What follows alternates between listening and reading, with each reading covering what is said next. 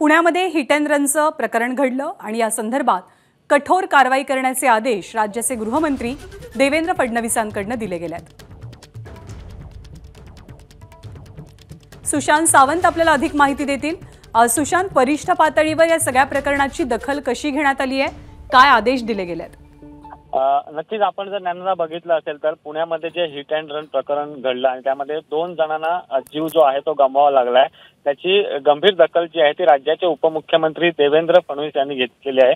देवेंद्र फडणवीस यांनी पुणे पोलीस आयुक्तांना खरं तर फोन करून आदेश दिले आहेत। या प्रकरणातील आरोपीला जामीन जरी मिळाला असला तरी त्याविरुद्ध अपील दाखल करण्याच्या सूचना त्यांनी यावेळी दिल्या आहेत। त्यासोबत या प्रकरणात आरोपीला कोणती विशेष ट्रीटमेंट दिली असल्यास त्यावेळेचे पोलीस ठाण्यातील सीसीटीव्ही तपासून घ्याव्या आणि ते खरे असतील तर तात्काळ संबंधितांवर निलंबनाची कारवाई करा, अशा सूचना देखील देवेंद्र फडणवीस यांनी दिलेल्या आहेत। त्यामुळे आपण जर बघितलं असेल तर ज्ञानदा पुण्यातील हिट अँड रन प्रकरणानंतर एक रोष व्यक्त केला जात होता, त्यानंतर आता देवेंद्र फडणवीसांनी गंभीर दखल या प्रकरणाची घेतलेली आहे।